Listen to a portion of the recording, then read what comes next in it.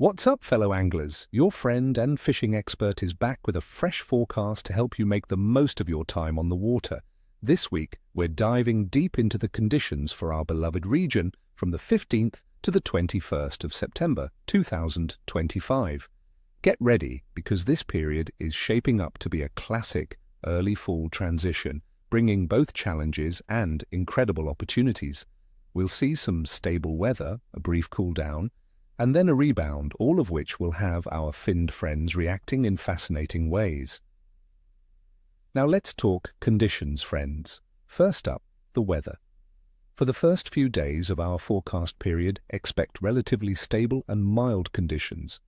Air temperatures will generally hover in the mid-70s Fahrenheit during the day, dropping into the low 60s at night.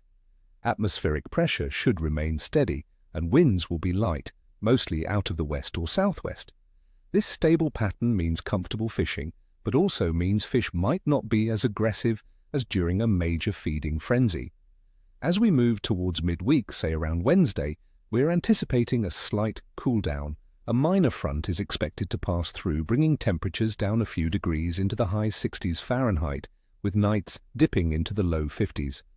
Winds will shift to the north or northwest and pick up slightly, and there might be a chance of light scattered rain. This shift, especially the northern wind and pressure change, will definitely get the fish thinking.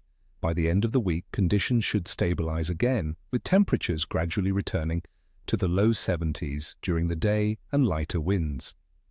Regarding water temperature, September is a crucial month. We're transitioning from the summer heat, so lake and river surface temperatures in our region will generally be in the mid-60s to low 70s Fahrenheit, slowly but steadily cooling down throughout the week. This cooling trend is fantastic, as it often signals the start of the fall turnover in many bodies of water. The cooler surface water mixes with deeper, oxygen-rich layers, allowing fish to move more freely throughout the water column, rather than being confined to specific temperature zones. This increased movement often correlates with increased feeding, so keep that in mind. Let's not forget the moon, our silent partner in fishing. From the 15th to the 20th of September, we'll be under the influence of a waning crescent moon. This means the moon's illumination will be decreasing each night as we head towards the new moon on the 21st. Many anglers believe that fishing can be a bit slower during the waning crescent phase, as the fish might be less active during the night. However, it's not a hard and fast rule, and the new moon itself can sometimes trigger a good bite due to stronger tidal currents in coastal areas and general increased activity in the days surrounding it. My advice: don't let the moon phase deter you. Focus on other factors like weather stability and bait presence. Overall biological activity is ramping up. September is a prime transition month. Our freshwater game fish are sensing the shorter days and cooler nights, and they're starting to group up and feed aggressively. They know winter is coming, and it's time to pack on those calories.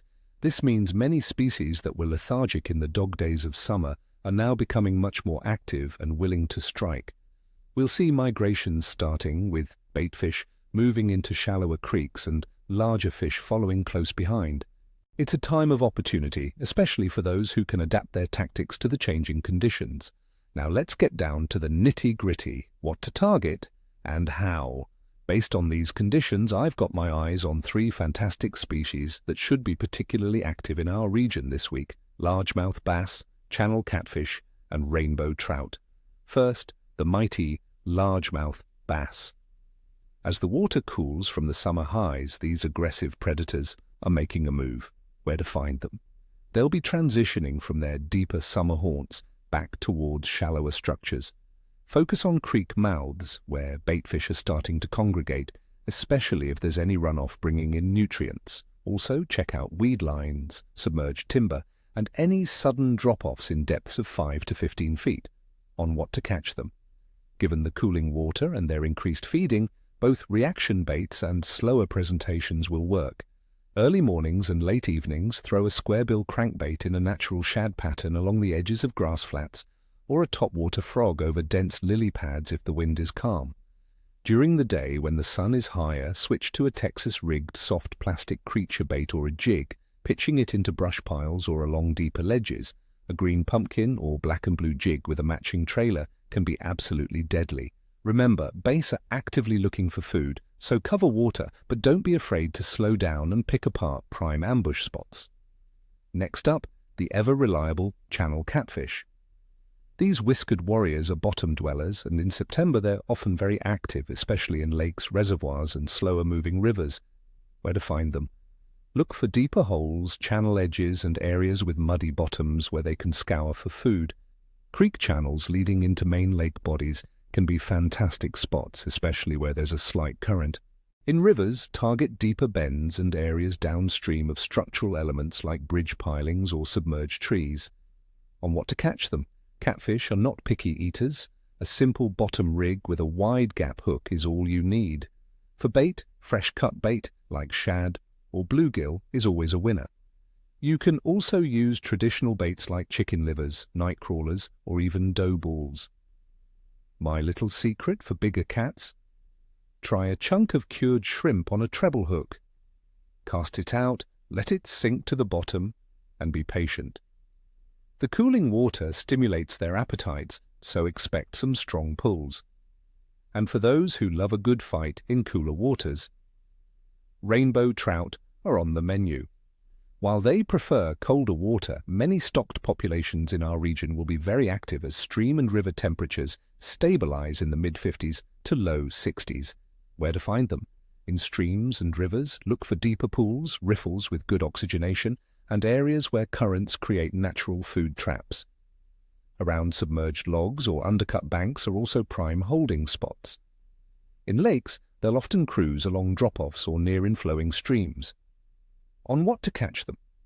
For stream fishing, light spinning gear with small inline spinners or spoons in silver or gold finishes can be incredibly effective. Live bait like a small worm or a salmon egg drifted naturally downstream is also a classic.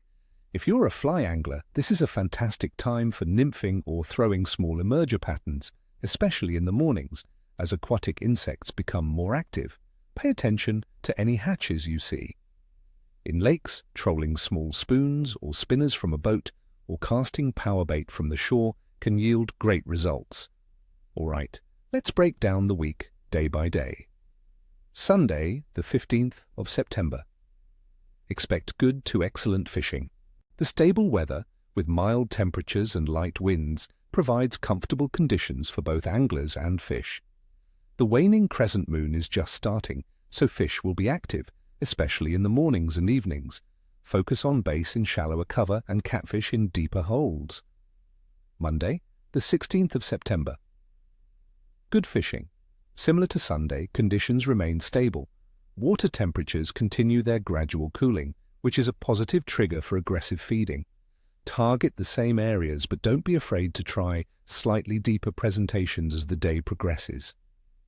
Tuesday, the 17th of September. Good to moderate fishing. We're on the cusp of the weather change. Fish might sense the approaching front, leading to an increase in feeding activity just before it hits. Keep an eye on the barometer. A slight drop often signals an impending bite. Wednesday, the 18th of September. Moderate to challenging fishing.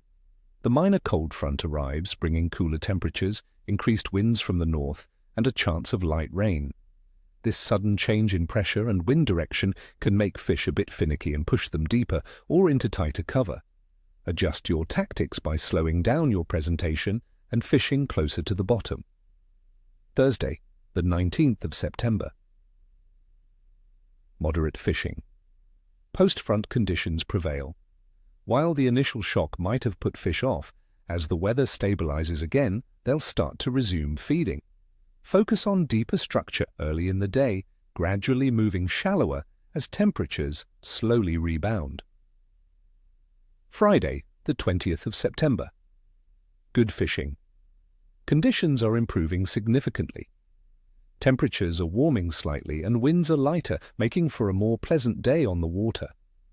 Fish will be regaining their appetite after the front. This is a great day to target trout in active feeding lanes. Saturday, the 21st of September. Excellent fishing. It's new moon day, friends. Plus, the weather is stable, with mild temperatures and lighter winds. This combination often leads to a strong bite as fish are fully acclimated to the cooler fall water and are actively foraging. Hit those prime base spots early, and don't forget the catfish. So there you have it, my friends, a solid plan for making this week from the 15th to the 21st of September 2025 a memorable one on the water. Adapt your approach, stay persistent, and remember to enjoy every moment out there. I wish you all tight lines and nippy fish. Ni chwosta, ni cheshwi. Don't forget to hit that like button, subscribe if you haven't already, and ring that notification bell so you don't miss any of our future forecasts and tips. And tell me in the comments below, what are your plans for this fishing week? What's your go-to fall bait for base in your neck of the woods? Share your observations and let's learn together.